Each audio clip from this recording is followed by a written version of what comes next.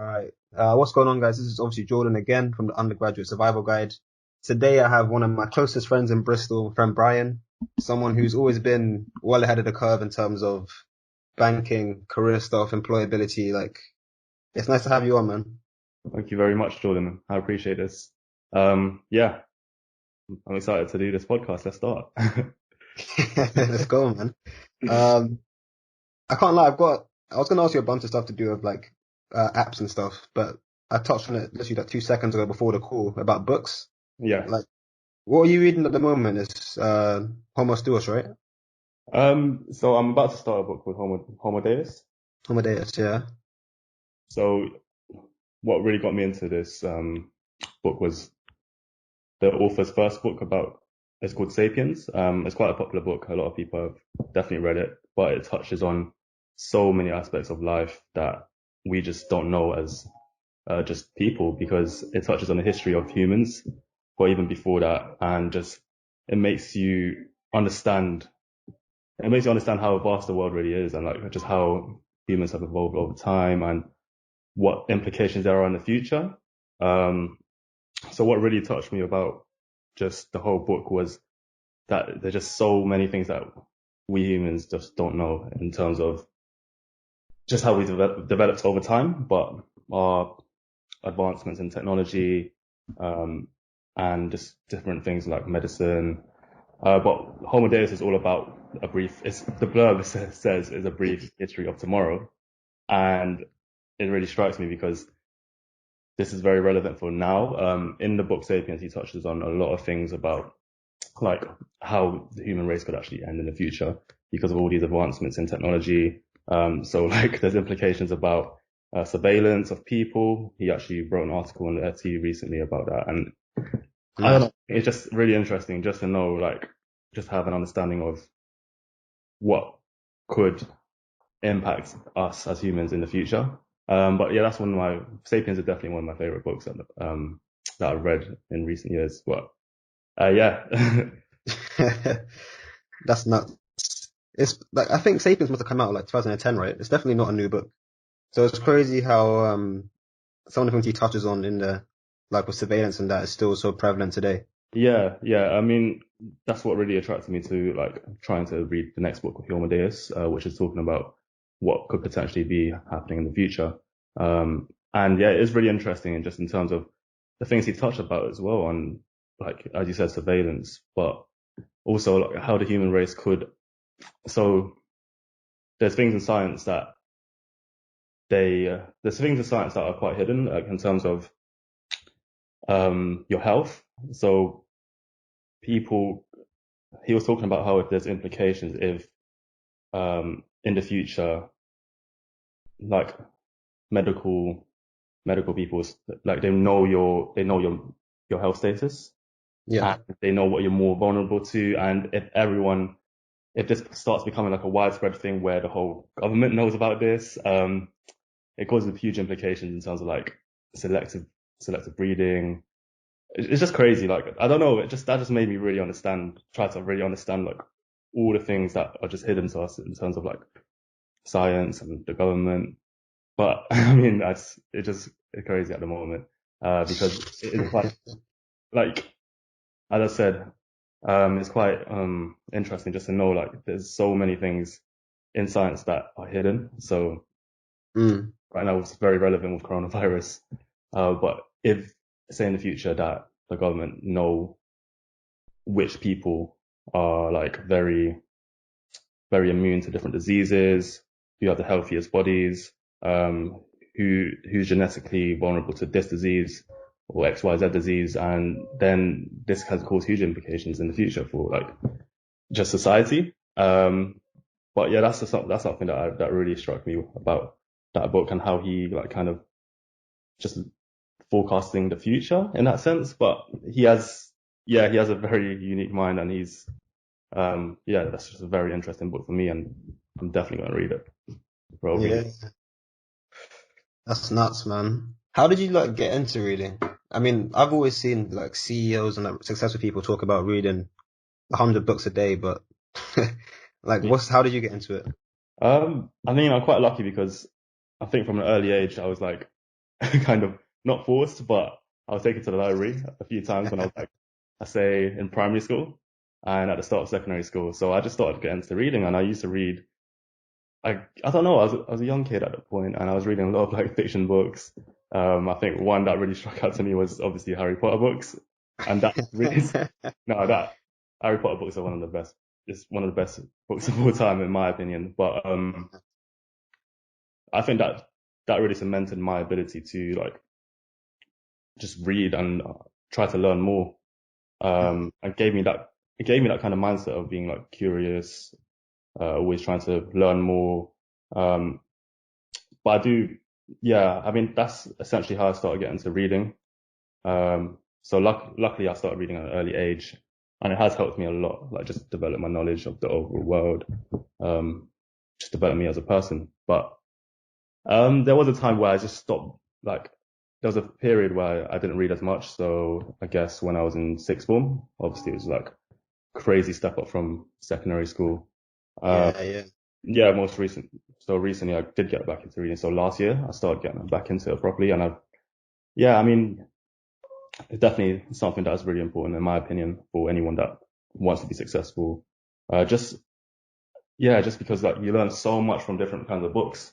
Um, and what really made me want to read more was just listen to different like interviews and podcasts with very successful people. And just the fact that they've read so much or read so many different things every day, just cemented that kind of mindset into me and made me want to like replicate that.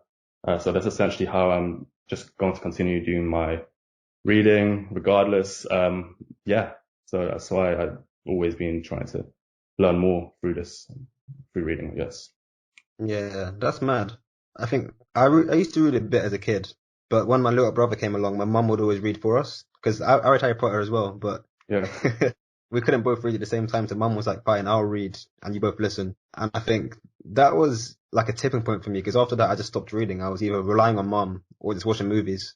But I think I got really into it. It must have been year nine because one of my friends was using these big words like benevolent or like these words that I had no idea what they meant or sophisticated. I was like, how do you know these words? And he said to me like he's always reading books and he finds all these adjectives from different books and trying to understand what they mean.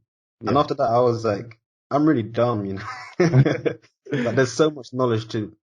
Cause you can learn on your own, obviously, like, by normal experiences, but every book is another person's experience. You can just learn a whole life in a couple of hours at least.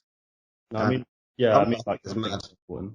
I think it's so important for any kid because, like, just, yeah, any kid that's wants to, like, just learn, because it helps a lot in every way in terms of, like, creativity, just imagination, creativity. And it did help me a lot through my, like, secondary school days. Uh, I put a lot of I guess I was like, I wasn't I'm trying to say this in like a decent way, Not trying to get fired. um, no, but I was like relatively, sorry, a high achiever in secondary school. Uh, Okay. and I do put a lot of down to like my mindset that I received from reading books from an early age. Just because it gave me that kind of understanding of how to, I guess, expand my knowledge and always seek to be curious and try to learn more, as much as possible. Um, so I do put that down to reading a lot. It doesn't even have to be like, I didn't read a lot of non-fiction books. I read a lot of fiction books, but it gave me that kind of like creativity in my way of thinking. Um, and that's why I think it's so important for any kid, well, to like read from an early age because um, you don't get that kind of learning if you don't start at an early age, I believe. Um, Obviously that's not to say everyone who like does relatively well at that age has read or did start reading books, but Yeah. I think there is like a correlation, just because a lot of my friends or successful people that I've seen, they always told me that they have read so many books at that age. Like, and this is not just to say like I'm a big reader. I'm actually relative to them, I haven't read nowhere near as many books as these people, but I think a lot of it is down to reading for their relative intelligence and success. But yeah, not to say that it's just purely down to that. There was a lot of other factors. But yeah, I mean, that's what really cemented my kind of love for reading. Yeah, that's mad. That's crazy. For me, I think I kind of compare reading to just learning in general. Like I've always seen school as not as important as people say it is, but education is invaluable. Like I used to bang out podcasts, even from a younger age, like startup podcasts, ways to change the world, how they made the millions, all these different stuff that a lot of them are like ex-TED speakers. And I guess you learn that a lot of TED speakers or TEDx speakers, I should say, are authors as well. But yeah, it really is crazy what you can learn from just in general. For sure. Definitely. Yeah, I mean, what are your favorite books then? Like, Me, I used to love, did you ever read the Alex Rider books? yeah, I put a lot, that's what I'm saying. I put a lot of that down to I put a lot of my creativity down to that book, that series of books. They were really good. It was like, I saw the film Stormbreaker. I was like, this is okay, but let me see like the actual core material. And I read the book. I was like, this is crazy. Something mad. So good. There was another like book series, like a vampire series. I don't know what it was called, but it was really good. I forgot what it's called exactly, but it was like a long series of like a, a boy that became a vampire. But it wasn't like those. I don't know. It was amazing. I need to find it. I need to find it. It was amazing. But Was that by the same author? potentially actually, I need to check. I'll find it.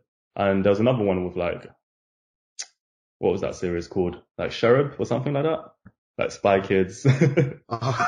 Yeah, it was such kiddie books. But man, looking back, I put a lot of that down to like put a lot of my creativity down to those books, man. Like they were Yeah, trust. amazing. What was the other series that was popping off in school? Horrible Histories. Did you Oh ever read those? yeah, Or man. Goosebumps? Oh Goosebumps. Yeah. man, I I suppose got some good in my library. Goosebumps you could actually like go to different pages, or was that a different kind of where you had to like make decisions by jumping to like page 81 or something? It was one of those. Swear. I think. Oh, it wasn't Goosebumps, was it? No. It was a different kind of like book that was very similar to Goosebumps, but you could jump to different pages and make different decisions, and that just blew my mind as a little kid. That just blew my mind. Like, you can change pages. You get to make different decisions. Oh my gosh. I need to find that. That sounds sick. Nah, What the man. hell? I mean, That's like, it's crazy. No, it's crazy. But then, I mean, life would have been so much different if we grew up in this kind of generation where we had like iPads as grown up rather than like reading in primary school. Yeah, for sure. I do feel like though, because like I read a lot on my phone. I've got the Kindle app, and I feel like people demonize kids a lot for banging out social media.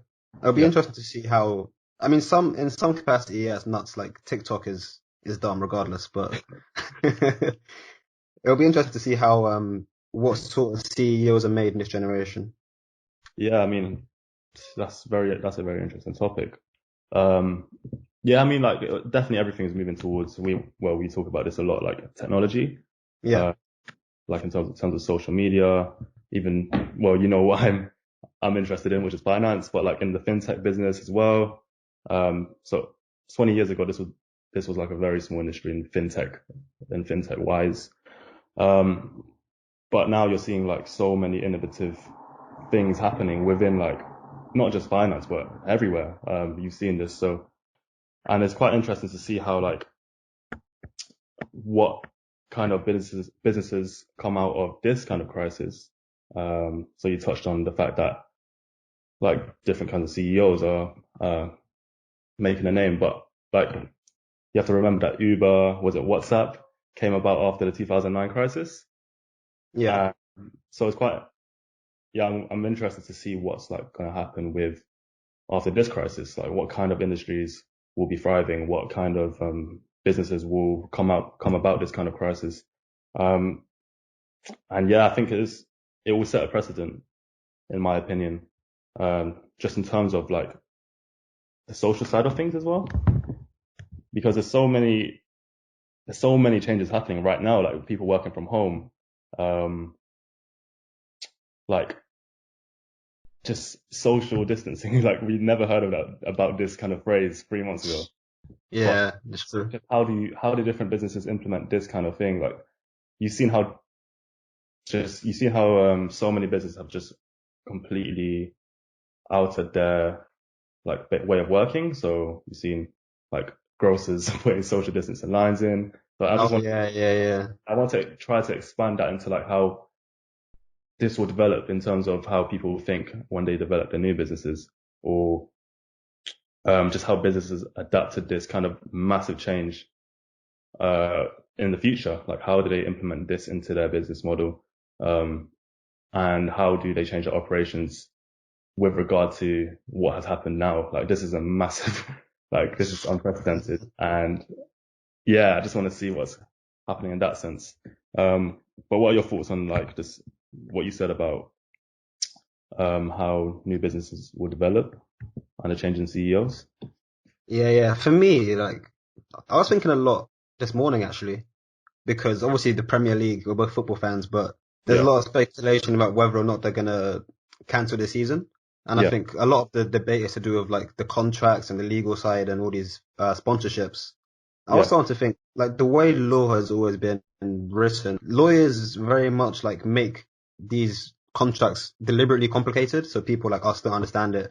And I guess to keep a certain level of superiority. I think the most interesting development moving forward will be how these contracts are written in terms of, if there is a pandemic, what happens next, or if there is a war, what happens next, and making it more transparent. Because at the moment we have no idea what's happening or why they're happening. More importantly, like obviously we know like Premier League can't cancel because of contracts and sponsorships, but the casual fan won't really know that.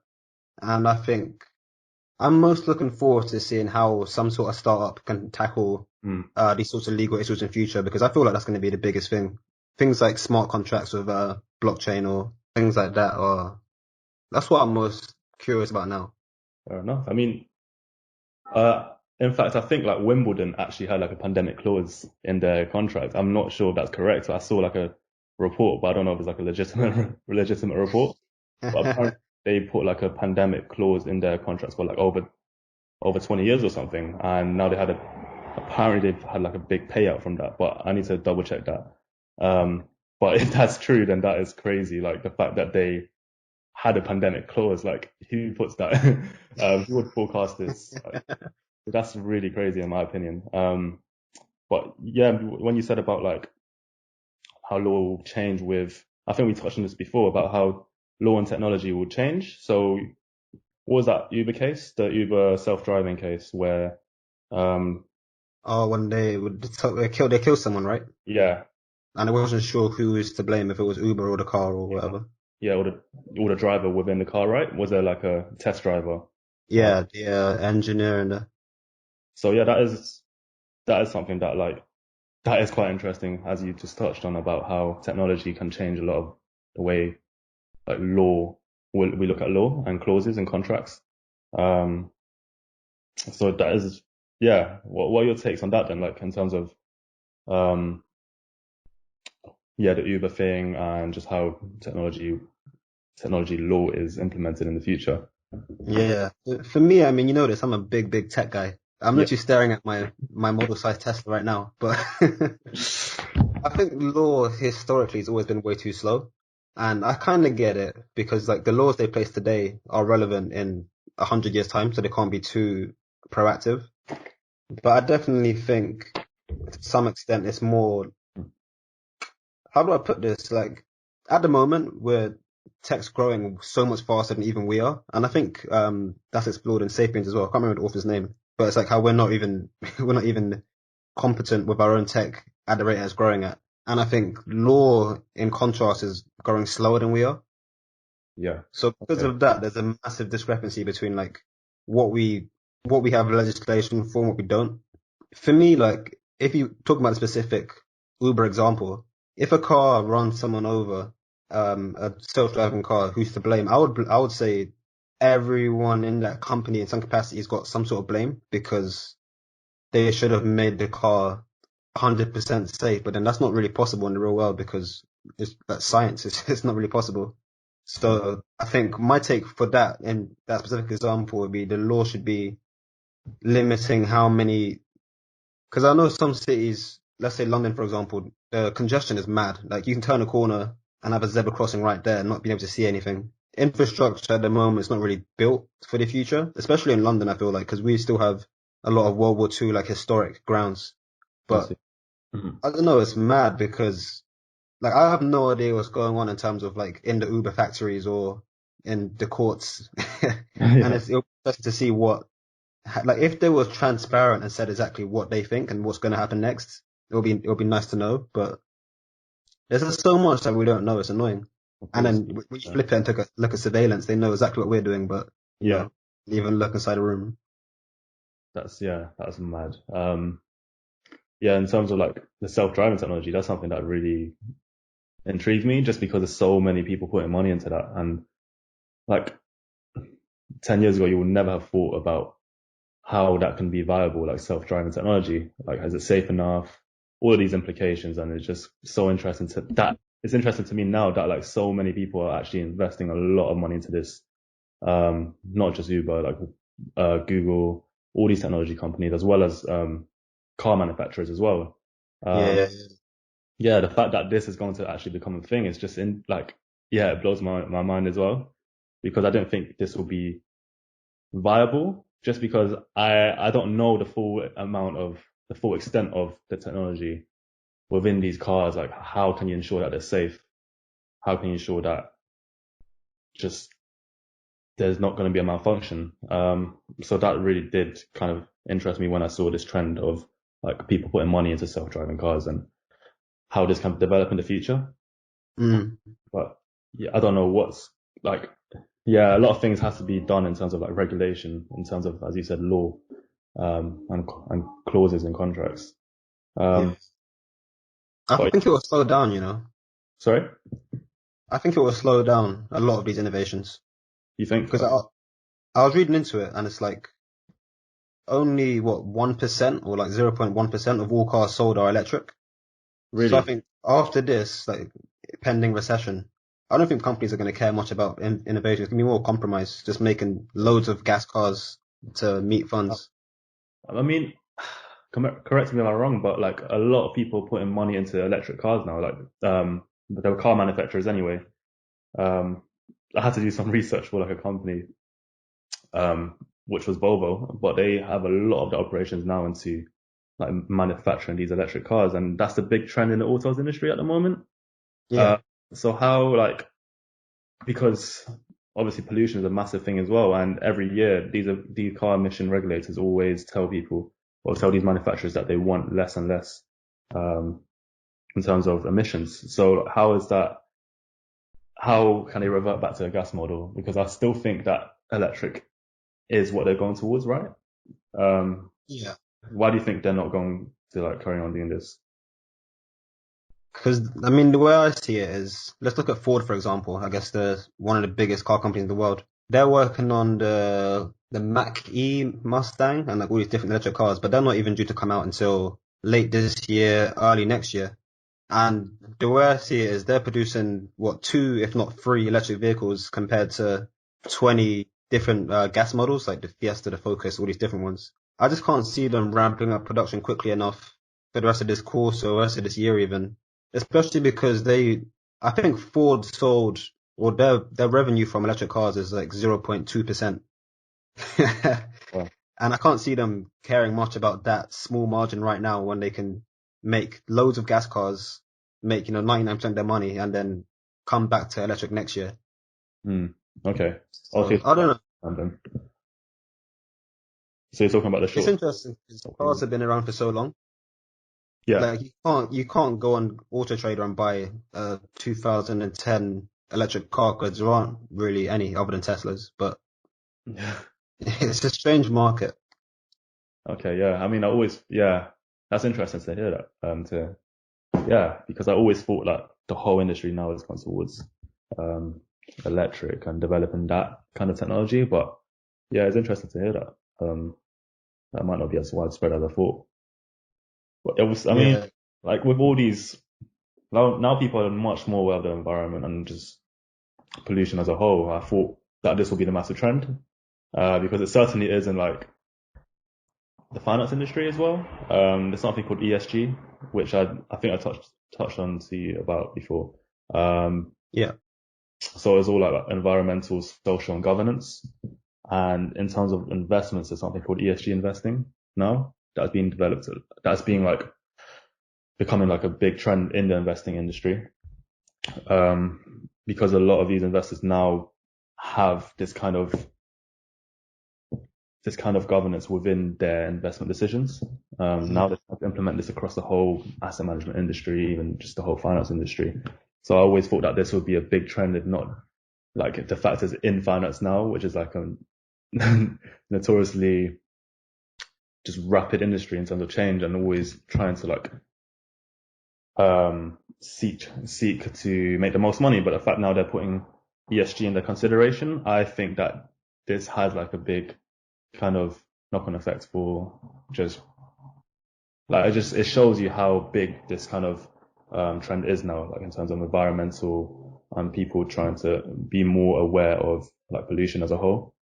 Yeah, so that's something that's another area that has interested me within this like world of finance as well. But yeah, I thought that this will be the case for a lot of like industries as well. Yeah. But I think I learned about, what's it called? I think information arbitrage or something. And it's about how information trickles down from the very top to the bottom. And okay, we, like the consumers, we don't hear about this sort of stuff until way too late. Like I assume ESG has been in progress for a very long time. Whereas I heard about it for the first time from you like last week. Like, I mean, it's been in an industry for like over 2 decades, but okay. hasn't been widespread until now. Mm, Hasn't been widespread until like this decade, I guess.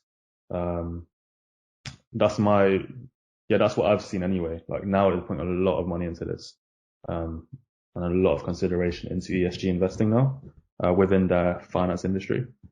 yeah, Uh, yeah, but yeah, that is a major trend at the moment in like asset management, investing.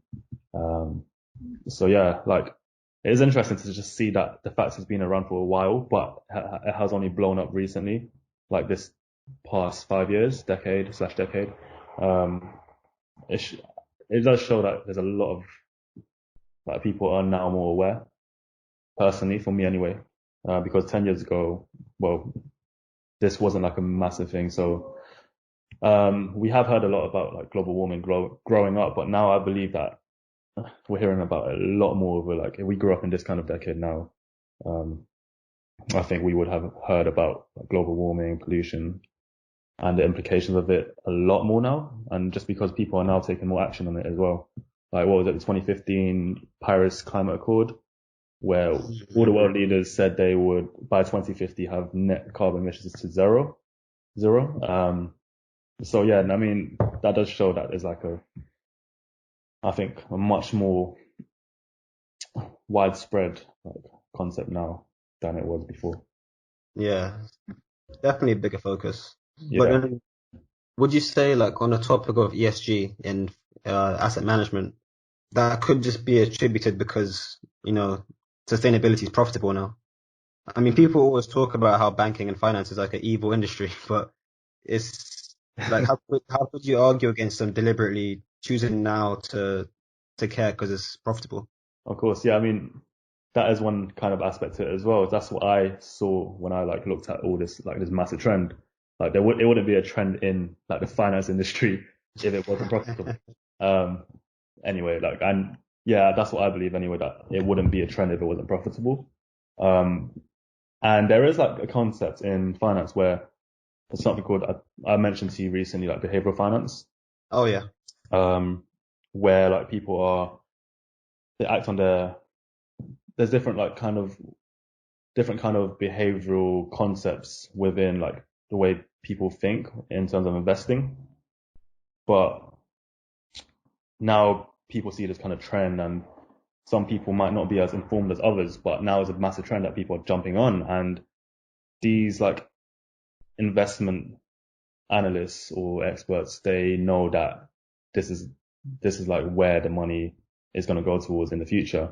And they're going to act on people's irrationality who don't do enough research into like what they're investing in, and they'll profit off this. And why they're forecasting, this is why like sustainability and ESG investing is going to blow up, because people are forecasting that in the future, a lot more people will be more aware of this, be more aware of the environment, how ESG is like a massive thing, how we have to just think about. So like, yeah, in 10 years time, apparently ESG will be like the main staple. Like every investment will have this kind of implications to it. You have to consider ESG, and this will be the main thing. And I think people will just pile into this, and like the irrational investors who just don't do enough research, who act on emotions, will, like, since people are forecasting that this will happen, they will like come into this and pile in, and this is why people are forecasting that this will be profitable in the future. And yeah, it's quite interesting actually, because there's something that I read recently in like an article in FT, how there's something called the ESG Premium, how I forgot which institution actually did this analysis, but the ESG Premium is essentially what I just mentioned, that there will be a premium to companies that are very ESG, well, have high ESG standards, just purely because they're like they have high environmental, social governance rating. Yeah, so like people are seeing that this is going to be beneficial. Just this is why it's a major trend, because people know that people will like pile into this. Or is it that will be a massive trend and they can make money out of this? That's essentially it. But it has a lot of benefits, obviously, because we need companies to be more environmentally friendly, and it does have like knock-on effects in this sense, and that's why I think it is like a very good innovation or like trend at the moment in this field. Yeah. So yeah, that is an area that has really interested me as well. And you know, like I'm a massive finance like person, so Yeah. so yeah, which is interesting to see how these two worlds like connect. But yeah, That was a real interview answer right there, man. I've definitely used that. No, I was I'm asked happy I recorded this, man. no, I was asked one time by I think it was at Schroders, like why do investors want to look at ESG now? And I just said how is a big major trend, how they can make more money out of it, exactly what I just said now, like that, how there might be a Yeah. and just because it's a trend, people are jumping into it, and this will just exacerbate the effect of it and make it more profitable in the end. But it's very interesting for sure. That's mad. It's crazy because like I literally hadn't. I mean, you're talking about how it's a trend that's going to happen in the future, but most people have no idea what this sort of stuff is. But Yeah. I feel like you've always been well ahead of the curve in terms of general finance knowledge and just stuff in general. Like, how do you know all this stuff? How do you get into it? Um, so I wasn't always like this. Like um, yeah, you remember when I wasn't like really on it at the start of uni. But essentially like at the start of last year, I made sure that I knuckled down and just started reading as much as possible. Like every day I just read the Financial Times, because I knew I wanted to get into finance from an early age. And I just knew that there's people in finance. I believe personally that has one of the most talented people in the world, like in terms of just their academic background, how smart these people are. And I was lucky enough at an early age to actually witness this and like have a few experiences, just through like multiple organizations that have helped me. But just understanding how successful these people are and like reading interviews, understanding the way they think, it just made me realize that if I want to get into this level, I have to like immerse myself in this field. So yeah, from I think a year and a half ago, I just made sure that every day I did my reading in terms of just read the Financial Times every day. So non-stop for like over a year and a half now. Made sure that I signed up to different things, like different newsletters, trying to have like the mind of a finance person, like an investor, trying to understand the way people think within this field. And luckily I have a lot of friends who have got into this industry, from secondary school, from university, from college. And I was able to ask people like how they actually increase their knowledge. So this made me understand how people think in this industry, how you actually be successful in the industry. And that's something that's really important to me. So I knew I had to like immerse myself into this field and just make sure that my general knowledge is up as well. So just making sure that my commercial awareness is always on top.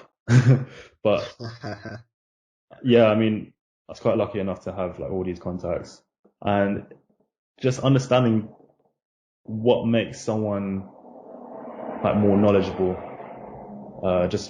So like the fact I've been lucky enough to have a few mentors as well, and just asking them loads of questions about how they got to where they are. Just, it sounds basic, but it's really helpful just to speak to people that have been where you are, and have made a very successful career. So I essentially just took so many pages out of a book, I guess, and just put them all together. And yeah, just took all these little lessons that I learned from all these people, making sure that I immerse myself in this field. And yeah, that's essentially how I'm always trying to keep my knowledge up, because I know how important it is in like where I want to be, within like the world of finance. So this is how I've always I've always just made sure that I kept up with the news regardless. Yeah, just being strict on myself as well. Yeah, that's essentially how I believe that I have gained a lot of knowledge in the last year and a half, 2 years, / 2 years. Yeah, just making sure I read every day, FT, all these different sources, making sure that I have enough time to do it in a day, within a few hours or an hour. And yeah, and another thing that really helps is a podcast as well.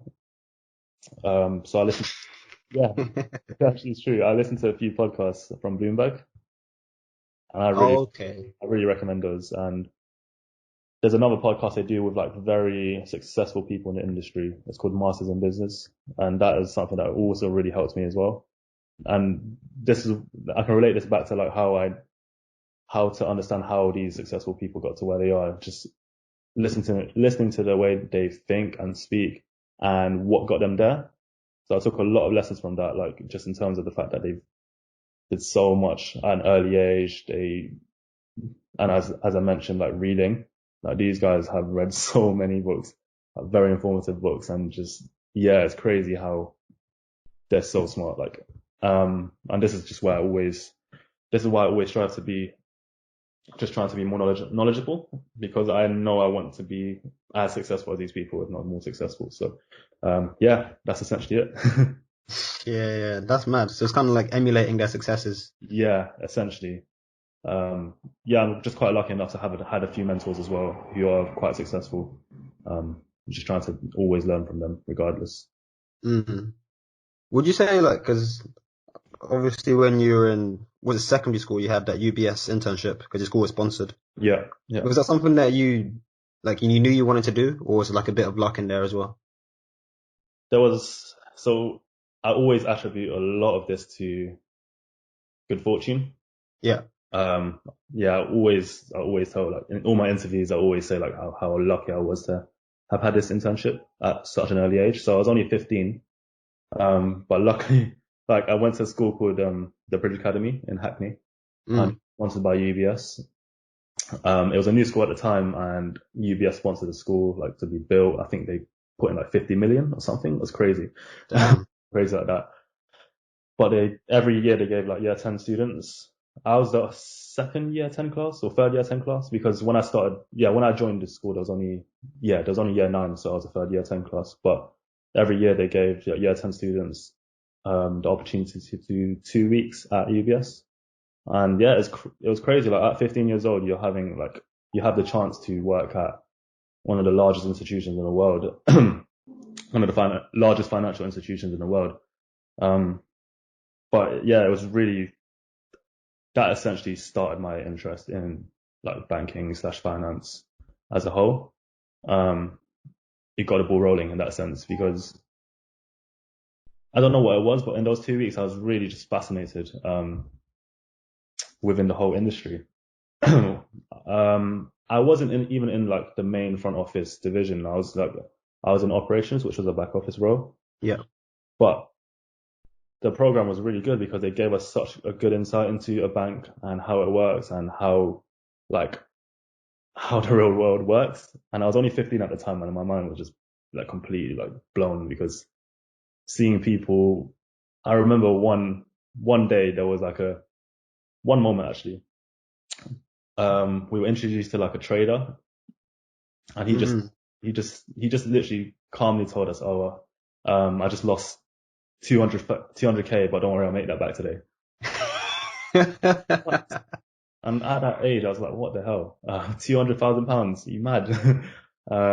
So yeah, I was just like, "Wow, these numbers are crazy." So I don't know what it was, but something just after that experience, I just knew I wanted to get into this world of finance. My mind was blown, but I think I was very lucky from an early age because it gave me that understanding and it gave me that kind of drive. Something was just so fascinating about it. I think it's just the suits, and I was like a little kid at that point. And I lived like, yeah, I used to live I still live there in Hackney, but you could see from my road, that like you could see like there's a massive contrast, which is so weird because you could see from my side of the road to like Liverpool Street, and the contrast is crazy at that point anyway in Hackney. 10 years ago, 10 years ago, Hackney was before gentrification. It was really bad, but to see that contrast from one side of the road to the other, like a long road, you could see like the skyscrapers in Liverpool Street, and I just knew I wanted to work in the city one day.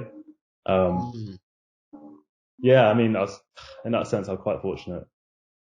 So like, yeah, that gave me that drive from an early age. And then ever since then, I just gave me like an opportunity to have that experience under my belt and then understanding more about the industry. And I was able to get a few more experiences, through like a charity called Into University, which I attribute a lot to my like development, because they got me an opportunity at like an asset manager at just 17 years old, and then BlackRock, the largest asset manager in the world, at 18. So I put a lot of that down to them in terms of my development and just my understanding and interest in finance as a whole. And yeah, like without those experiences, I would definitely UBS. I would definitely not be where I am now, like in terms of just having this understanding of finance, having like all these experiences. Without the UBS experience at just 15 years old, I wouldn't have been here, like talking to you now about how like I've had these experiences that have shaped me. So yeah, I'm quite. Yeah. That's mad. I guess it's like placing value on all his experiences. Because once you like get immersed into it, it's hard to get out. For sure. I mean, at that point, I didn't take it in as much. Like, I'm only deeper now how lucky I was because who at 15 years old had heard about UBS or like just BlackRock or Arbitrage? No one at that age anyway, at 15 years old, 16 years old, have heard about these firms. And looking back now, I realize how lucky I was. The fact that so many people, thousands, tens of thousands a year, try to get into these firms and not get into them. And I was lucky enough at just 15 because of like the social mobility side of things. That's another thing I was quite lucky with, because of these organizations that have helped me like, into university, but also like UBS, who invested a lot into our school. It was like a public school. It was a public academy. It wasn't a good school at all, but the fact that they put a lot of money into it shows that they did care about like the community, social mobility. So I do attribute a lot of my like knowledge to them, in terms of the financial field as well. And yeah, it's really good. It was really good at that point. That's so mad, man. For me, I think I had like the inverse effect when I was Really? back in Notting Hill. Like I'll see these big cities and these big corporations and I'll be like, some of these guys earn well, they make millions of pounds over the course of a month for this company, but they take home like 40K a year. Mm. And I was always like, when I grow up, I want to do my own thing. I want to have my own company. Yeah. But it's nuts how like, I think living in London is something that people don't appreciate enough because we see so much in terms of like, things you can dream about, things you can be inspired by. It's a weird thing to appreciate. Like when I first went to Liverpool, I was like, things out here are really different. Like living in London actually does mean something, especially in terms of living in the city, working in the city. No, it's definitely true. A lot of these people from like not from London don't have the same opportunities if they're from a similar background to us. So like without, so I know that there's not many like charities like Inter University or SEO London or all these social mobility charities outside of London that focus on like non-London students as well. So in that sense, they're not as exposed and they don't get the same opportunities as us. So I was lucky anyway, like coming from a working class background to have had the opportunity just because of the fact that I was eligible for these social mobility programs. A lot of people outside of London wouldn't have even heard about these programs or have had that exposure.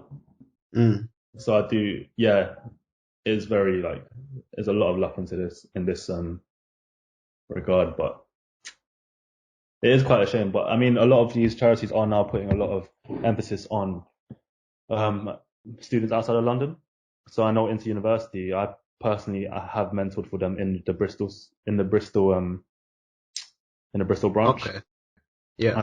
And at that internship with BlackRock, there was a few students from the Bristol centre and a few in like the Nottingham centre. So there is that emphasis, but most, literally like 90% of the class were from London. So yeah, I mean, it is quite like unfair on students that aren't from London but yeah, I mean, we're very lucky that we have all these opportunities available to us just because we're from the city, whereas other people wouldn't have had that despite being from like the same background as us.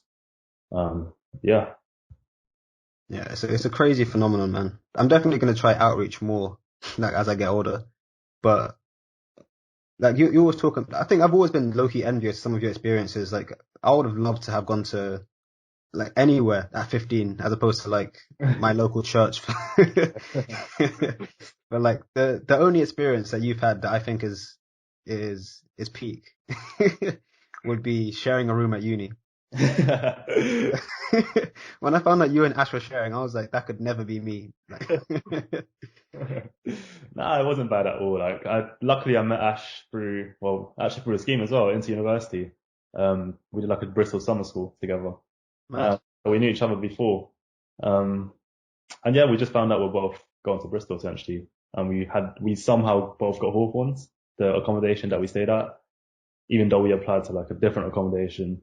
And then they told us we were sharing rooms, but then we didn't know who we were sharing with. So we had to email them and they put us together. And yeah, it was a good experience. I mean, like, yeah, I mean, I know that US unis, everyone has to share rooms, right? So Yeah. I did get that kind of uni experience, but it wasn't too bad at all. Like me and Ash became very, very good friends. Um, yeah, I mean, I'm trying to think of how it would have been different, but I mean, I still had a really good experience in first year, regardless. Um, Mm. but yeah, I mean, yeah, me and Ash became really good friends. We're still good friends. We live together now. So yeah, it was good. It was a good experience. You definitely won that one.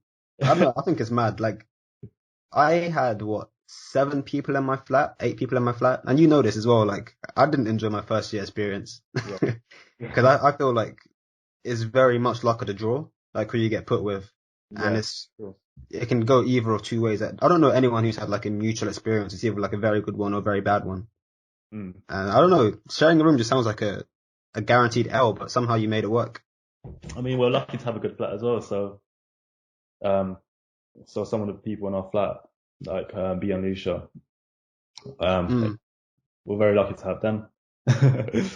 um, I think, yeah, like to think how it would have been so much different if we got put in Stoke Bishop or just like it's a completely different accommodation with different people, different kinds of people. Yeah, I don't know. Like sometimes I even ask myself this, like been, how would it have changed if I was, say, put in like a like an accommodation in Stoke Bishop full of different. um, but yeah, I mean, so I'm quite, in that sense, I'm quite fortunate to have had a good experience in first year. Uh, but yeah, like sometimes I think, how would it have been completely different? Like, how would I be now if I was with different people? But, like, yeah, I don't know. I mean, how would you think your experience would have been much different if you was put in like Stoke Bishop or just a completely different accommodation with other people? Yeah. I think having lived in a studio last year and obviously starting this year in another country in Newport, Or uh, I definitely place a lot more value now on connections because yeah, it's not in terms of networking, but in terms of like being able to go for lunch and then go back home afterwards. Like I couldn't do that at all last year or at all really in Newport because that's a whole like 2 hour drive. But yeah, it's interesting because I've never like obviously growing up in London in a we're both poor. Our network is very similar to us. We don't really know many people that are like mega rich or I don't know many people that are studying like French, for example. It's all the same yeah, STEM group. So it'd be fun to see if I could look back and see like living with someone who studied French. That'd be an interesting comparison. But I don't think I'd be anywhere near where I am now if I had, because like I talked to Doobie about it in my podcast with him about how a lot of the greatest decisions I ever made, and he said a similar thing, came from just being bored in our rooms. yeah, And it's like I definitely would have been out a lot if I was in Stoke Bishop with all these like um more rich like affluent students. I would have yeah, been out so much more. And yeah. that's not to say if I wouldn't have enjoyed it, but it definitely would have been a different lifestyle. And I don't know, I can't compare. I agree. I mean, yeah, I'm quite. This is why I put a lot of it down to luck as well, because if I was put there, I definitely wouldn't have like knuckled down, in my opinion. Um, so yeah, you know this. Like in my first year, I was so complacent. I was quite lazy. I didn't, I didn't go to my lectures. I didn't do well in my exams. And this moved on to second year as well, where my first second year where I didn't do great as well. Um, and I was very complacent. So imagine if I was put into like that kind of environment as well, where everyone is just like so just carefree. Yeah, yeah. Yeah, sometimes I think about that and I would just be thinking like, wow, I could have literally ended up completely different, or even by now maybe I've dropped out of uni, or yeah, just yeah, the worst. So in that sense, I'm very fortunate. I'm quite grateful that I ended up in like having this experience at uni, regardless, like even despite the fact that we've always kind of said like, oh, it hasn't been a great uni experience or all this stuff, but looking back, it has been like some really good moments. Could have been a lot worse. um, Definitely. but yeah, my first year wasn't great at all. Like usually I was on up until year 13, I was on the curb. I was always like on things, always on top of things. When I got into uni, I just kind of slacked off a lot. I don't know what happened. So like usually all my friends usually I'll be on top of things a lot, like in terms of opportunities, being on my studies. But in first year, I was a complete mess. I was going out so much. Um, whereas if I had the same mindset that I had in like A levels in like year 12, slash year 11, where I was like really determined to do things, I would have like applied to like spring weeks. I would have done so many different things in my first year that would have benefited me rather than just being out constantly, slacking off in lectures, not doing well in exams. Um, so yeah, I mean, like the fact that I had that kind of mindset, even with like a good flat, with good friends, like imagine if I somehow ended up in a different kind of environment, looking back now, I'm thinking that I would be so much like worse off like right now if I ended up in a different kind of environment. So Yeah. but yeah, it did shape my experience a lot. Like second year wasn't great as well, but then that's when reality hit that shit. I thought I could potentially fail uni, like me, someone that used to achieve highly all the time. And that really changed my way of thinking. Like, yeah, you remember this when I changed completely in terms of my work ethic. Like I got my work ethic back from when I was like 15, 16, 17. Um, so like, yeah, I would say I had like a 2 year slump. um, and I was like, that was when reality definitely hit. I was like, what happened to me? Like I used to be the best. Yeah. I always used to be looked at as like one of the top people within the schools, that I went to. So yeah, that made me change a lot, just having that kind of experience. Um, and then yeah, I had to do second year again, made sure I knuckled down properly, and yeah, and it really paid off, as you know. So just thinking about how the experience would have been so much different. kind of, Yeah, for real. yeah, I felt like, cause for me, like first year for both of us was poor. I mean, I failed first year entirely. You got scraped through. yeah, literally, And then it was nuts. It must have been last year, if not this year. Cause you went from 0 to like 100% just like that. At least in my eyes. Cause yeah, for me, it takes time to like get rid of old habits one by one and replace them with good ones. Whereas you kind of just went, nah, I'm reading every day now, screw it. And then, yeah, I get you. It was hard, but like I remember what clicked was during second year where I was like just messing up completely. I wasn't going to lectures. I was trying to apply to internships with like a really bad like CV. I wasn't even prepared for any applications. Um, and just seeing all my friends get all these like internships, slash spring weeks, all of these things. And I'm just like, oh my gosh, this used to be me. And that's when things really hit me. And then like during the second year, it didn't get better. Like I was in like, there's so many different problems, like the financial side of things where I was in like massive debt, like overdraft, all of these things. And it just really affected me. And I was trying to work at the same time. And usually like, I would say like I'm quite a self-aware, someone that's quite self-aware, but during second year, it was like something, my brain wasn't working completely. I don't know what it was. Like looking back now, I didn't know my limit because I was trying to do too many things at once. I was trying to like say, okay, I'm going to do uni, but also work, but also do applications. And it was a big shock to me. Um, and I think this stemmed from the fact that I didn't do well in first year. Like I was still in that kind of slump, of just not being on job, not being like very scheduled and organized as I usually was like 2 years ago when I was 16, 17. So I lost that kind of like way of how I used to think, how I used to be very organized and determined.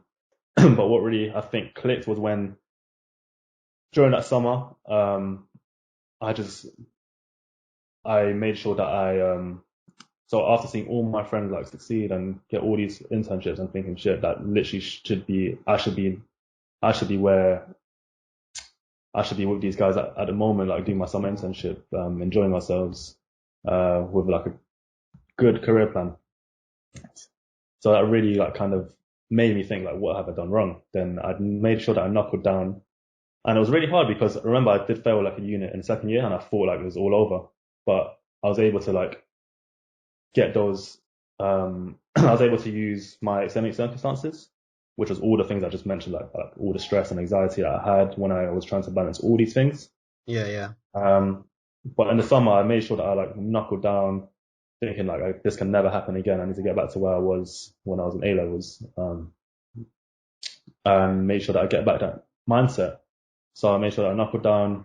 I grinded through like retail in the summer. I worked at Clark's, and that was awful. But I made sure that I just had to like knuckle down. Did my reading every day, and I read a book that really I put a lot of this kind of change to this one book. It's called Outliers, Outliers by Malcolm Gladwell. Oh yeah, yeah, yeah. And this really changed my way of thinking and just made sure that I knew what I had to do. So the book is all about like how there's so many outliers in life, and this is how one form of success is made.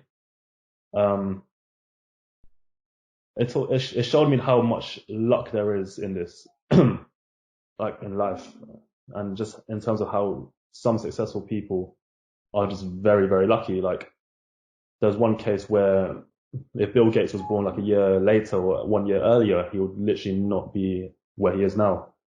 Just because of the fact that his school at that time, at this specific year, bought this computer, X, Y, Z. Like, there's just so much like variables into this, in this, and it really struck me because it showed me how much luck there is.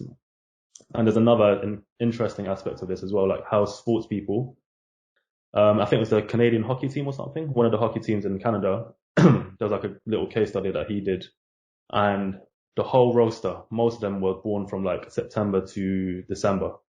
Wow. Because of the fact that the Canadian hockey system has like a bias because of the year groups, because of the academic year groups. And these guys are going to be more developed as like physically because they're older, technically. Oh, okay, yeah. Really interested to see that. So it just made me realize how many factors there are that go into like people becoming successful. And there was another case which was really, really interesting about how this is what I think the main point was for me, about how like really rich people, private school people, like people that can afford to put the kids in private school, but how these really wealthy people, they're literally guaranteed for success, a lot of them anyway, because from an early age they've been groomed in the sense, because for example, like whereas we would never have had like the opportunity to do multiple music lessons / drama lessons / all of these after school clubs, tutoring, these guys would have all of this as in a schedule, as a young kid. From a lot of these parents would put all these lessons into them from an early age, like tutoring, piano lessons, swimming, all of this stuff. But whereas we wouldn't have had anywhere near the same opportunities, and by the time we're like teenagers, these guys would be so much more like polished than us in the sense of in the real world. They'll have had all these opportunities, and even the way they think, their mindset has been, they're much more assertive. They can get what they want. They're more likely to get what they want because of the way they talk. They're able to interact with other really successful people. So they're already like nurtured in that sense. Whereas we wouldn't have the same opportunities as they had in the way we think, the way we talk. So this hampers a lot of our potential. Whereas these guys would literally have had all of this fed to them. And there was this one case where there was like a really naturally smart guy from like a really rural area in America. And he was naturally smart, but he was able to get into like a really good university. But I think there was like a big problem in terms of the fact that he had to like go back for a year to work on his farm with his family or something. Okay. But whereas usually, so he wasn't able to persuade the uni to let him take a year out and come back. Oh, no. Or something like that. I think that was the case anyway. Yeah. Because he just accepted it. So he wasn't able to try to persuade the person. But whereas someone else who has grown up in that kind of with that mindset of how to speak to people and persuade people, how to persuade people of similar stature to them, on how to do different things and persuade them to make these like XYZ decisions. He wasn't able to do that because he wasn't nurtured in that sense. He wasn't able to like say take no for an answer. Yeah. No, I mean he was able to take no for an answer, whereas other people who have been groomed in that sense and able to speak to people in different ways, would have been able to do this. So it was quite unfortunate because he was naturally smart, very, very smart. but he wasn't able to actually have a university education because of this. And so like it made me realize like all these different opportunities and just so much luck that is involved in all of this. It made me realize like how fortunate I was. And it gave me that kind of mindset, like, yeah, I have to knuckle down. Like, have had all these opportunities that people at the same age, regardless of whether they're like rich or poor, have had. Many people wouldn't have had the same experience as me. And it made me realize like, yeah, I have to just like knuckle down, make sure that I get back to that same kind of mindset. Just because, as I said, there's so much luck involved, and the fact that I've been lucky enough to have all these opportunities and still done relatively well, despite my 2 years of like 2 years of a slump. It made me realize, yeah, like I can't take this for granted. I'm not rich. I can't fall back on anything. Yeah. My dad doesn't own X company, like so. That made me realize that, yeah, how to flip the switch. And from then, yeah, from the summer, I was just like really on it, like just making sure that I made enough money to pay back some debts, making sure that I made it my mission to get a summer internship, which I did. But that's because I put in so much work. Like me and my friends, we did like library sessions where we practiced our interview techniques, where we did applications with each other. I even asked my friend who did an internship at like an asset manager, like so many questions on how they work properly, what a division would suit me, just so many different questions that I wouldn't have asked usually. And it made me just understand a lot more of what it takes. So this is what kind of put me back into that mindset. And even uni, like I made sure that I knuckled down because I basically had a second chance, and I made sure that I ensured that I didn't want to slip again. So yeah, that just made me realize like, yeah, I have to knuckle down and realize my potential rather than just let it waste. So that's essentially it. Yeah. Yeah, that's mad. It sounds like there's an element of like survivor's guilt in there. Like you're looking at other people in your position, and there's Yeah. like it's interesting how you never even mentioned race. It's kind of like I have these set advantages above other people, and it's like whether or not I capitalize on that or not, and that's crazy. I think for me it's similar. Like it must have been end of year 13. One of my friends didn't get into uni. Well, he didn't get into his first choice, and he's like, "Yeah, it's calm. I'll do a gap year, work at my dad's building company, and then I'll come back." I'm like, "How? What the hell?" Like I could never take a year out and work for my dad as a bus driver. Like that's not something that is possible. Yeah. But Yeah. yeah, it's nuts. I mean, yeah, people don't have the opportunities. You have to remember that. Like we didn't have those opportunities to fall back on. So like, yeah, I mean, Bristol wasn't my first choice. It was LSE. And when I didn't get into LSE, I thought that was all over. And that's essentially what started my slump, I guess, from that moment on. But yeah, like we didn't have the opportunity to fall back on. Like I had to go to uni that year. I couldn't just take a gap year and do nothing. Whereas other people could literally go on a gap year and travel around the world. We had to essentially take our chances. So Yeah, there's so much like luck in this, as I keep saying, but there truly is, because there's so many people that I know that had like the opportunity to go to LSE, top unis, but they ended up at Leicester or, okay, that's not to say like Leicester's a bad uni, but compared to like LSE or top 5 unis in the UK, it's nowhere near. So yeah, it's quite unfortunate just to see that, just because people don't have the same opportunities as us, or like, yeah, because some people can't just fall back on like a gap year, whereas because they know that they need to go to uni, whether it's for their, like, just because maybe it's impossible not to go to uni for them, like they have to. yeah. But yeah, I mean, it's unfortunate for some people. Like that's why I made sure that, yeah, I realized that and just capitalized on it. Made sure that I made the same kind of mistake again in that sense. Being too complacent, it's not good. Yeah, for sure, man. It's a great mentality to have, though.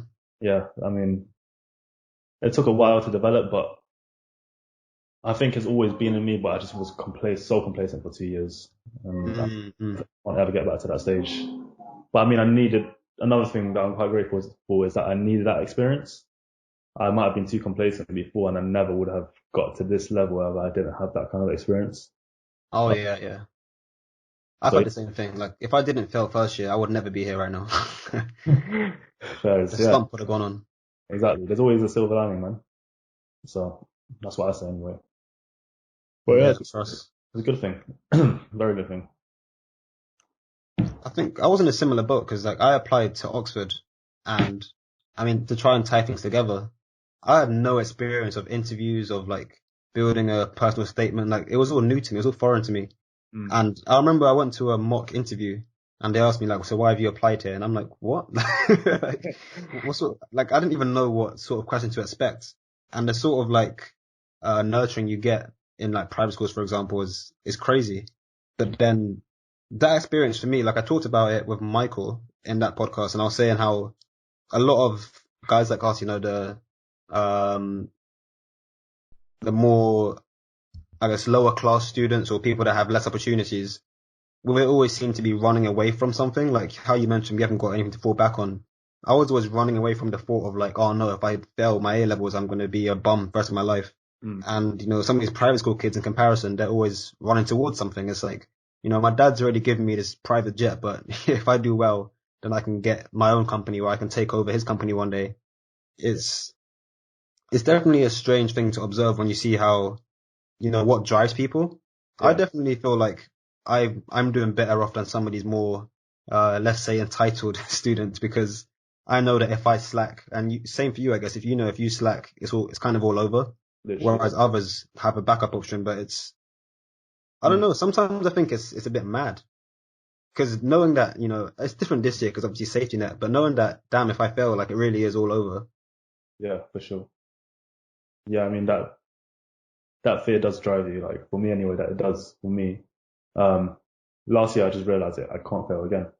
Like I'm not Mm. used to failing. I'm not gonna fail again. So that made me just knuckle down properly. Um, yeah, I mean, it is something that's really important. Like I think, I think it's really good for people that are driven by the fear of failure. Yeah, Um, because you do end up achieving good results most of the time if you're that fearful of failing. Just because you're putting that extra amount of work that other people wouldn't usually do. Um, mm. Mm. yeah, so I think it is something that really made sure that I did better than I expected to, just because I was really scared of like failing again. But yeah, I mean, I think it is a good thing, like to have those experiences and Yeah, shit. yeah. I wouldn't even call it fear so much because like having failed, I know it's not that deep, but nah, it's definitely a driving factor. Yeah, for sure. Like one fail, yeah. I mean, yeah, we've seen how, anyway, I've seen how ruthless like the whole world of business can be, man. Like in finance, like one failure and you can just be out. So I think that's something that I just always need to keep in mind. Um, yeah, that's what always makes me want to. This is why I always want to like make sure that I have just always develop as a person, whether Mm. whether it's me as like a person. Always just trying to learn about myself, about the world, about finance, about just stuff I'm interested in. Like you have to develop that curious mindset. Um, and having done loads of interviews and all these assessment centers, I know what these like firms are looking for now in terms of the skill sets. But the main thing I believe is just like curiosity. People, they really like people that are curious and are always willing to learn. And I have modeled myself in that sense anyway. So I think it's just important anyway, like even just as someone that wants to be relatively successful, just always having that curious mindset. And I'm still trying to develop that. Like I do have that, but I'm still trying to develop that and make sure that I'm always trying to learn new things, or develop my skill sets in specific ways. So I think it is very important because other people usually wouldn't have, maybe other people wouldn't have had like this kind of understanding of just trying to develop further and want to develop anyway, just because they think that they're good enough. But I think it's a good thing to know that there's always going to be people out there that are much more polished than you. And this is another thing that really motivates me as well, just to try and get to that level.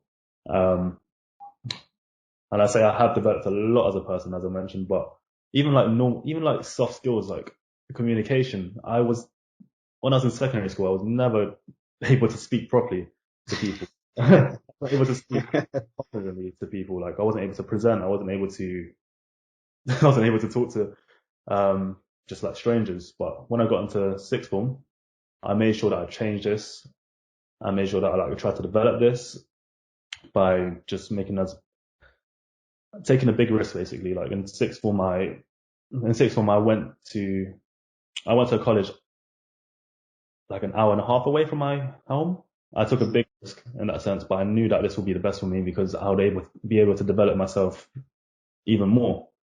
And I think it does show that I have always had this mindset of like trying to improve myself, whether it's just as a person, whether my soft skills, like, so yeah, I think it's a good thing to have like, yeah, I'm looking back now, like I used to be so different. I used to be really bad in terms of communication.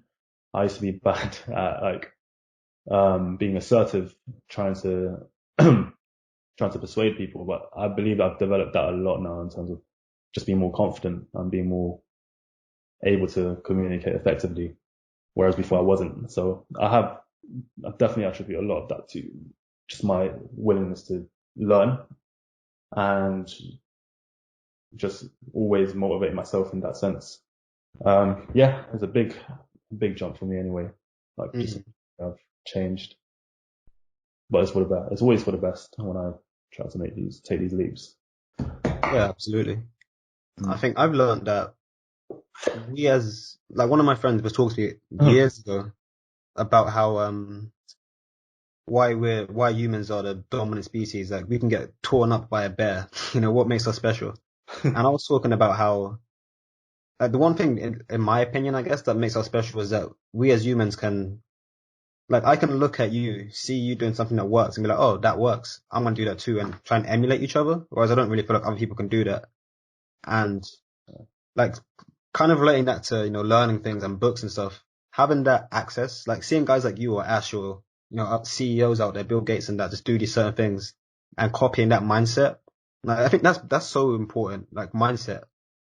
And I know you've said it several times throughout this chat as well, but like, it's all good and well to be like talented, or in school I was good at maths, but I'd never really had that, all right, I'm going to get up today, bang 8 hours of work and, work towards a certain goal. Like that's definitely, and I feel like it's the same for you as well, having that mindset and having that long-term goal that, all right, one day I'm going to get into banking or one day I'm going to be an engineer or whatever, is definitely like probably the one thing that separates, guys like us, guys that are like super amazing and then, your average Joe. Yeah. Yeah. I mean, I do believe that people do have that in them. Like I didn't have this for 2 years. I didn't have this kind of scheduling. I didn't have this kind of organization skills. But you're able to develop so much as a person if you just put your mind into things. Like as I mentioned just now, like my communication skills was not good at all. I wasn't able to present. I wasn't able to speak in front of people. But then I was able to.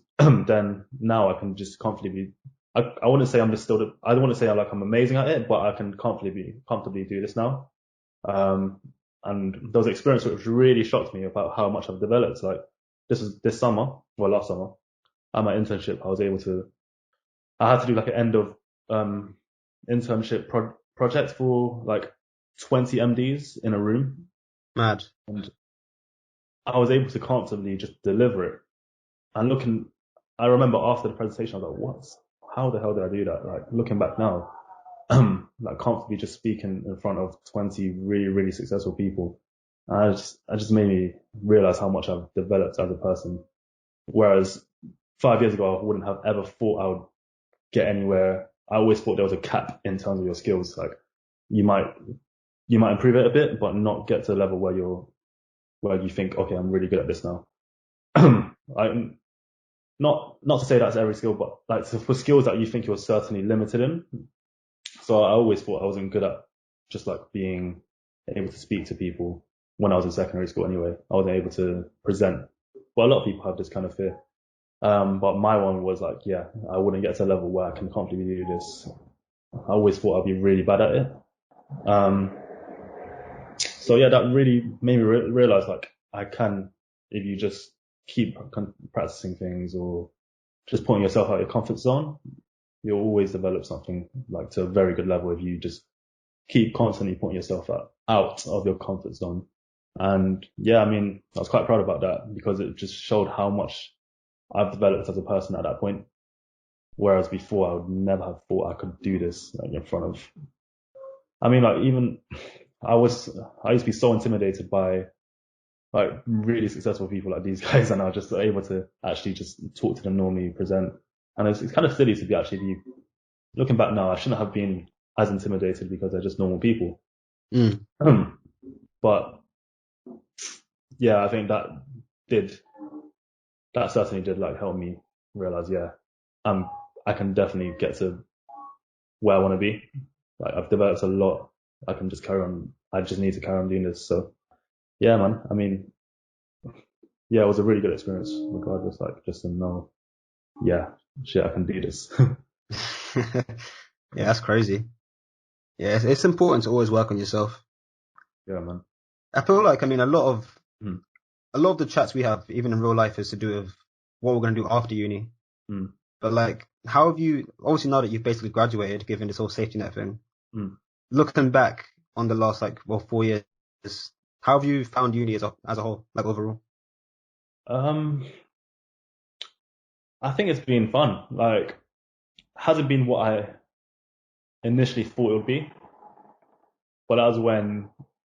So back when we were 18, applying to unis, we thought, yeah, we'll have the best of times. We'll have all this in first year. We'll be graduating with, um, a first, all this stuff. Like, but looking back now, like, I think it's been quite good overall. Like, I've made a lot of friends. I'm quite happy that like, I don't regret now not getting to LSE. Like, I shouldn't have regrets, but it was yeah, I mean, like, looking back now, I'm glad I came to Bristol instead. Just because of the skills I've developed, the life lessons I got taught, um, and just my overall experience was quite fun. Like just meeting all these people that I just never would have if I went to a different uni or I took like maybe a gap year doing nothing. But I think it's been good overall. Like it's not what we envisaged it. Well, me personally, from first year. Mm. Yeah, overall, it's been a really good experience. Like I've developed a lot as a person. I've learned a lot, and I made a lot of really good friends. So yeah, I mean, there's not much more I could ask for. Like there are a few things I maybe should have done more. Like maybe done instead of partying as much as first year as I mentioned. Maybe did a lot better in my exams. Tried to work more on my exams, so I would have more of that core knowledge from first year, second year. Um, and have done more like societies. Mm. That's something I was always told like to do societies in first year, but I just never got around to it. But looking back now, I definitely would have told myself, yeah, you should do societies, just to meet more people, try to put yourself more out of your comfort zone and develop more as a person. So that's another thing I kind of regret, just because I know I would have developed more if I did like societies or just been more involved in that aspect of uni. But overall, it's been a good experience, I think. Yeah, that's good to hear. If you could like go back, would you try hardest against LSE or do nothing, everything the same? I don't know, it's a hard question because who knows where I would have ended up if I got into LSE, if I got my grades for LSE. Um, I remember at the time I was like so happy because it was, well, LSE economics, like the best. Um, and then I got complacent because of that. So maybe, like, it's a hard question because I wouldn't have been, I wouldn't have had these experiences if I got into LSE. I would be much more, I think I would be much more introverted just because I know LSE isn't great for like student satisfaction. I would be stuck at home. I wouldn't have had the proper university experience that I did, like living by myself independently, developing all of these life skills. But a benefit of LSE definitely obviously would have been the name LSE, Yeah. obviously economics. Uh, maybe I would have graduated by now, like in the top finance firm. But I think I've developed a lot now as a person to have been on par with that kind of trajectory that I might have had if I went to LSE. I think I have that same trajectory now because of all the life skills I learned and all the social skills I've learned. I've developed anyway to get to where I want to be, which I wouldn't have had if I got into LSE and went to LSE. So yeah, I mean, I definitely don't regret coming to Bristol now at all. Like, I'm really happy with the decision I made. But the hard choice to say like, oh, would you have worked harder? Yeah, definitely. Of course I would have worked harder because looking back now, I realize, yeah, I have to always just be on top of things. I should have been on top of things more. I should have been working much harder and not have had that 2-3 year slump. But yeah, I mean, I don't regret my decision at all. But things might have been a lot different if I did end up getting into LSE. So really hard question. Yeah, no, I know what you mean. If someone asked me about Oxford, I'll say the same thing. Like, obviously would have tried harder because Yeah. I don't feel like at all it was an education issue. Like, I'm definitely smart enough, I feel like. And I assume you're the same. You probably are more than smart enough to get into LSE, but at the time, it's like, Mm, life has its ups and downs. of course, yeah, definitely. Yeah, I mean, I don't know how I would have ended up because I wouldn't have had the same experience at all. Like if I stayed at home, if I stayed in London, yeah, what, yeah, I don't know how it could have been at all. Yeah, nah, I'm grateful that above anything else, like to do with uni, I'm happy I didn't stay at home. Yeah, for sure, for I don't sure. think I would have survived. Yeah, I mean, it has definitely helped me a lot in terms of just shaping myself. Just living independently is very underrated in terms of your development. Yeah, yeah. Do you think like, because you do like so many, not obviously not right now, but Saudi, you went to loads of assessment centers and ACs in London and that. Yeah. Like, do you think, because obviously applications take a long time. That's probably the worst part of the process. Yeah. Like, at least in that sense, you think you would have benefited if you were home, because less traveling. Yeah, for sure. Like it took a toll on me in first semester, sorry. Just because I had to constantly balance so many things, in terms of applications, interviews, assessment centers, uni work. And I was going to the gym. I was waking up at 5 a.m. To go to the gym. And I was in first semester, I had a girlfriend back then and it was a very hard relationship. That's what I can say about that. But it took a toll on me because I've always said this. Looking back now, I don't know how I survived first semester. Like the amount of stress I was under, and I still survived. It made me realize, like, yeah, I'm fucking resilient. I'm super resilient.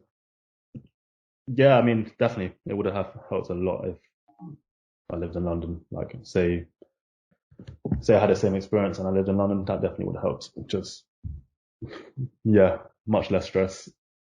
But yeah, it was really hard first semester anyway. And I still like somehow managed it and did well. So yeah, I remember waking up at 5 a.m., going to the gym, with my flatmate, Moses, and just trying to balance video interviews / phone interviews, applications, and these took long. I did over 100 applications, and I don't know how I did it. and then I had to balance my 4 modules. I know it's crazy. Like, yeah, I don't know how I did that. And then That's nuts. and then I had to obviously make sure that my relationship wasn't falling apart, which I tried at my best, but yeah, Some things out of our control, man. I know, right? It was a tough person. I'm quite proud about how I survived that. I'm not gonna lie. I'm not gonna lie. Like, I don't know how I survived that. All this 5 a.m. wake ups, all of that stuff, assessment centers, all that stress because I was under pressure to get a grad so much. And yeah, turned out for the best. Yeah, it's nuts, man. What would you say is like some top tips for apps and that?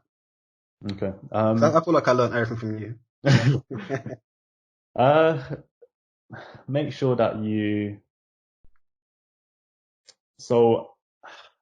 know what skills they're looking for.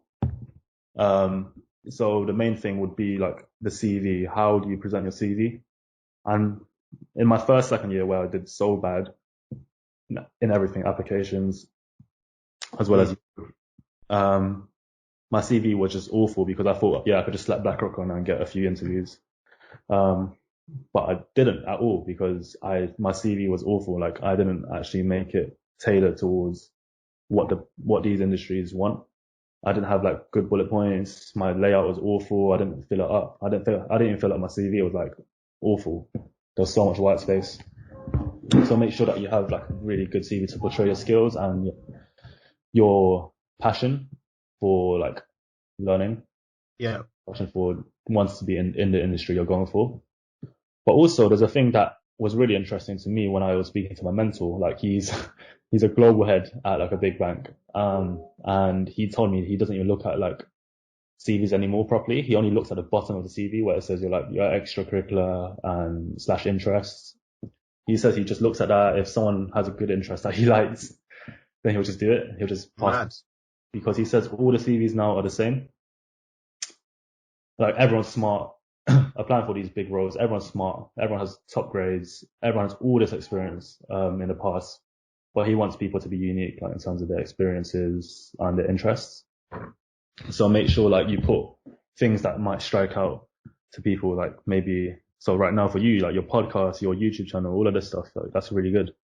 But that's something that's what they like. Because everyone's the same now. Like, you got all these entitled kids with all these good good experiences, good grades. But everyone's the same. That's what he said to me. So you have to make yourself stand out in that sense. Another thing would just be resilience and determination. Just put your mind into it. Make sure that you put 100% into all your applications, like in terms of doing your tests, doing your interviews, making sure you prepare enough, and just have that passion. Like, know why you want to work for that company. Know why you want to work for this industry. That's what really struck out to me as well. That's what I learned from a lot of my assessment centers. They want to see that drive in you. They want to see that passion. Another tip is to, as I said, immerse yourself. So that's what I strongly believe in. If you want to be really good at something, you have to immerse yourself in that kind of field. So for me, it was just immersing myself in the news every day with FT, reading all the financial news, making sure that my general knowledge was up all the time, making sure that I could just like spit out facts about how the economy is doing, just like that, just because I knew I read the news for the whole week. So immersing yourself, making sure that you understand how the economy is working, how, for example, if you're doing banking, like what's happening in the news about what's going to affect banking in the future, how the market's doing. So that's how I essentially immerse myself and listen to the way they speak. Like, I think that's underrated as well. Like, the podcasts that I listen to, they made me understand how these guys think, how they look at the economy, how they look at their investment decisions. So immersing yourself in that, and make sure that you network as well. Being proactive is something that's so essential and what they look for, because being proactive is key to being successful, in my opinion. All of these people that I listen to or have seen and talk to, they have shown that they were very curious and proactive from an early age, always willing to take risks and put themselves out of their comfort zone. And that's why I've tried to emulate this all the time. And yeah, just using a network. So luckily, I'm very lucky enough to have all these really close friends of mine that have got into the industry, that are working in the industry right now, or will be working in the industry that I want to be in. And just learning from them as well, being able to discuss things. So that will just improve the knowledge overall and improve the way you think. So yeah, doing all of those things.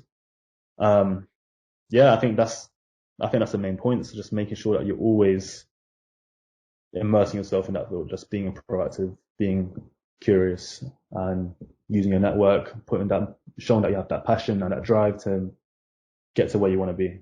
So that's what they really like. That's what really worked for me anyway. Showing that I had that passion and showing my main drive that you really want it. So yeah, that's my main points, I guess. Yeah. I guess that's kind of like the whole fake it till you make it mantra. Like, Yeah. you got to be, if you're not a banker, at least like read up about it, have banker friends and put yourself in that position to, to go on and actually do that in the future. Yeah, for sure. Like, some people might not be as fortunate enough to have had that, but you need to show that you're that interested in it. You need to show that you have put yourself out there. Just take every opportunity you can, just to and also to create your own opportunities rather than expect them to come to you. So that's the whole point of proactivity, that I'm trying to put across. Yeah, that's a good point. I think that's interesting as well, because when people first told me to get immersed into like IBD, for example, I was like, I don't want to read about this crap. And I think it's important then for people to realize that if you don't want to look into, what you're applying to, that's an even bigger sign to maybe not apply to that or do something else or get further experience in something that you do like. Yeah, I mean, sorry. It's not like directly related, but it goes back to like, if you're at uni or if you're between like 18 and 24, you should definitely use those years to, find what you like, because if you don't find that, then it's always going to be an uphill battle. I mean, what really helps me is that there's always going to be at least 1,000 people doing much more than you. That's what I always tell myself. Like, that's when I was applying anyway. I knew people would be, I knew like at least there's so many good candidates out there. Like in the financial field, there's so many talented people going for it. From all these top universities, all these top degrees. And I know that I always tell myself there's always going to be at least 1,000 people that will be doing much more than what you're doing right now. So you just have to just carry on grinding, working on yourself. So that's what really helped me when I was applying 2 years ago, just to make that quick change, because these guys have so much knowledge that they've built from like 16, 17, 18, that I didn't have because I didn't put that much work in when I was that young. So that's what I tell myself now, just to catch up and just keep getting to the level that you want to be at. And just knowing that there's always going to be people out there that are much more knowledgeable than you, much more smarter, much more drive and ambition, even though I would say that my drive and ambition is very high, but there's always going to be people that will put more work than you. So you just have to get to that level where you want to say, yeah, I'm putting out the most amount of work I can into this. And that's what really helped me. And that's what really got me to understand that, yeah, work ethic is everything. When you want to get to where you want to be, like, you have to put that much amount of work. You can't expect things to come to you. And this is what stopped me from being complacent, because I used to have that mindset of, okay, I've achieved all these things up until 17, 18. Like, I can just carry on being the same. But when you go into university, when I went to college anyway, there's so much more people that were so much more smarter than I thought there would be. Because I went to a really good sixth form. So I switched from my secondary school, which was, as I said, a bad secondary school, a really bad secondary school, where I was, as I said, one of the top students all the time. But when I went to college, I was like, oh damn, like I had to step up. There's so many smart people here because it is one of the top colleges in North London. And that made me like realize, I didn't exactly grasp that because I still smashed like my AS. I got 4 A's. Then I became complacent because of that. But then when I got into uni, I realized, yeah, wow, these guys, there's so much smart people here. So that's what I always tell myself, yeah, there's always going to be people that are much better than you, that are much smarter than you. You have to improve your knowledge, get to that level where you're happy with yourself. But yeah, that's a constant drive for me. Like I always want to learn more just because of that. It's crazy, man. Mm. I think as far as like the standard questions, that's kind of all I have for you, but I've got one now that I think your mentor will like your answer to this one. Sure.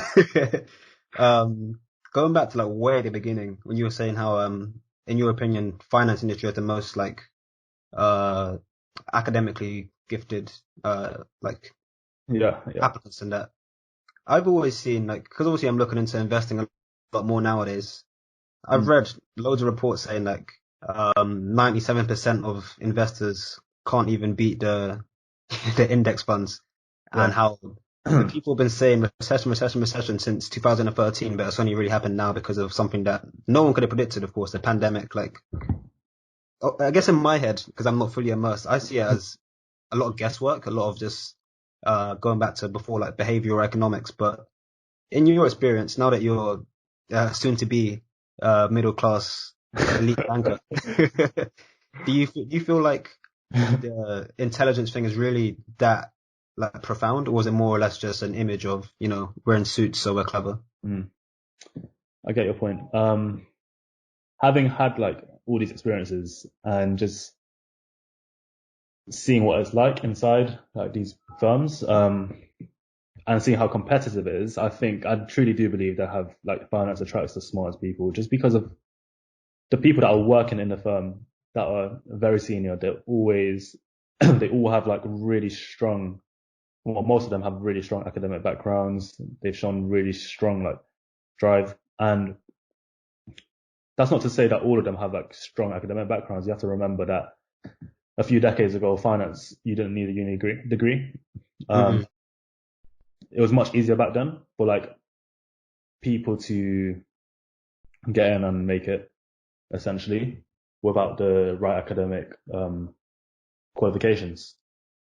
But that's not to say they're dumb, because like these guys that I met at my internships who didn't go to uni, who maybe gotten through like back office at first, who did like their own thing. These guys are really smart in their own way, because they made sure that they learned so much and made sure that they're really good at this, that they were considered to be like they were considered to be promoted constantly. And that's not luck, because it showed how much work they put in. But in terms of like what you said about people being academically smart, I truly believe that, because all the assessment centers I've been to have been super competitive with super smart people from crazy unis, whether it's within the UK or abroad, international unis in like Italy, America, France, like all these top unis. Yeah. And I strongly believe that they're just like, the competition within finance itself is just so strong. Like you have tens of thousands of applications every year for like 10 spots. So I don't know. It's just, I believe anyway that they do actually attract the smartest people. And you know this from like engineering as well. A lot of engineers now are going towards finance because of how much technological advancements there have been in finance. And they need more of these people that are more capable of doing this, like such as engineers or STEM students, who people usually describe as more academically capable. And there is a thing about how like money drives these people to come to this industry. So as you said, you mentioned to me before how a lot of engineers don't even go into engineering because of how low the starting salary is compared to finance. Yeah. Where you can double that within literally a year. Within first year, you can just double your salary just like that, compared to if you just entered the engineering field. So that is another driver of why all these really smart people are coming into finance. But it has always been an industry, in my opinion, from when I have like entered it, my experiences. I have always met crazy smart people, who have helped me a lot in terms of my way of thinking. And there's so much more technology now that they need these kind of STEM people as well. So, for example, when I was at my internship, I was in electronic trading for my last few weeks, and usually I would think like, damn, I can't get anywhere near this because this is electronic trading. How the hell did I end up here? um, I realized it. Yeah, you just have to have that. You just have to have that kind of curiosity, and as I mentioned so many times, like that drive, being proactive and trying to learn. And that takes a certain type of intelligence to actually achieve this, because all these traders within electronic trading, they were just super smart. Like they had such good academic backgrounds. They had crazy credentials within where they worked, how they got to where they are. And I was just fascinated because of the drive that they showed from early age. And yeah, one of my mentors right now, he's still there in the team. I really clicked with him because he came from a background like us, but he was in America. He's an American citizen. But he just showed so much drive to get to where he is, and he did physics at a top uni in America. He worked his way from like BAML to where he is now, at Jefferies in electronic trading. And yeah, he really inspired me in terms of just how naturally intelligent he was.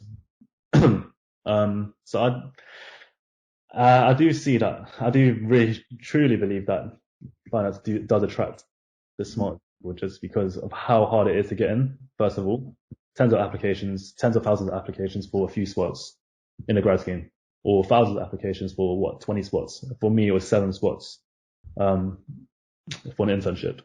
And for you, thousands of applications for 50 spots in the spring week. Yeah. That's what I'm saying. Like, it's very difficult to even get in the first place.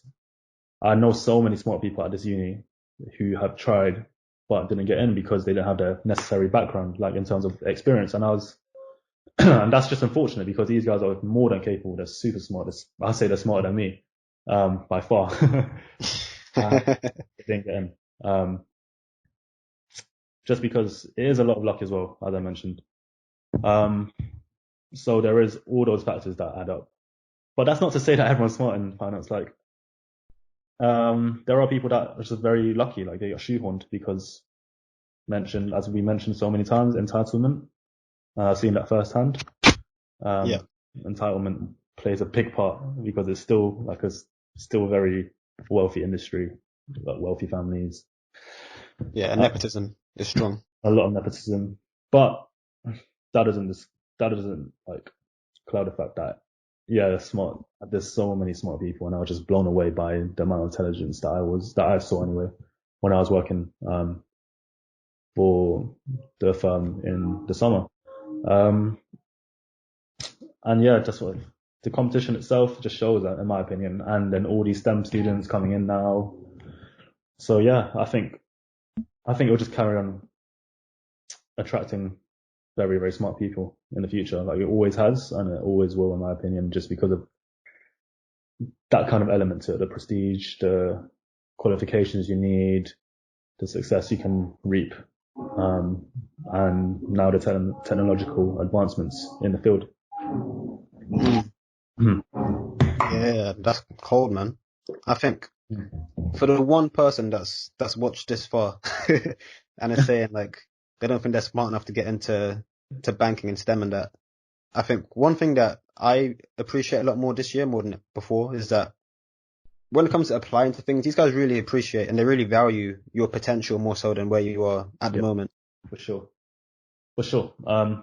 There's one big example that always strikes me. When I got into when I did my summer internship last year, I mentioned this to you at my assessment center. I spoke to at one of my interviews. One of them really took a liking to me because I showed that I wanted it so badly. Yeah. I wanted that firm so badly. I wanted the internship so badly. and I made sure that I portrayed that. And I mentioned my background and how this drives me all the time. And luckily he knew about the area I grew up in, like the struggles I've had to go through to get to that position, sitting in that chair, interviewing at a big bank. And he really took a liking to me because he was like, yeah, I really understand this. I actually grew up near that area. I was like, wow, shit. That's crazy. And he's one of the main examples that I say, like, you don't have to have he'd never had a uni degree, but he was an MD. He was successful. He's earning over 500k a year, $1 million a year. I don't know what he earns, but Mad. Anyway, but yeah, he didn't have a degree. He made sure that he worked extremely hard, and he saw that potential in me as well. Just because of the area we grew up in. Well, he knew that area quite well. And he just saw a lot of potential in me and just said, yeah, we took a risk on you. He told me after, when I got into the internship, like, yeah, we took a big liking to you, but we took a risk as well, because usually we'll have candidates that are very entitled, blah, blah, blah. Like last year or 2 years ago, it was a really bad intern class because we just took they just took people that were like what they modeled, I guess the typical banker to be like. They took like really pretentious people, pretentious entitled people. Yeah, like this, he really backed me, and I'm still really grateful for him for that. I still keep in contact with him. But yeah, they really do appreciate your potential and how you can develop as a person. And yeah, that is the main thing. That's so key, like to show that you have that drive and that willingness to develop constantly, get to your potential. So I do appreciate him a lot for doing that. He gave me the opportunity, and yeah, I'm very grateful, because I wouldn't have had my opportunities after without the opportunity I had in the summer. Yeah. Crazy, man. Yeah, man. It's crazy. All right. I just clocked us at 1 o'clock. We've got work to do today, man. So, it's been sick having you on, man. Some very good answers there. Man. You're really good. Really, really good. Didn't expect to delve deep into that. But yeah, it's really good. Really enjoyed That's the game, man. Again, thanks for coming on. Thanks very much, man. And if there's anything you want to plug, this is your time to do it. Plug LinkedIn or something. Follow my Insta. Plug my Insta in Kwong _. Need that portfolio. Exactly, man. If you guys have any investment ideas, just DM me, you know. I'm joking. I'm not no. All right. Safe, man. Safe, Jordan.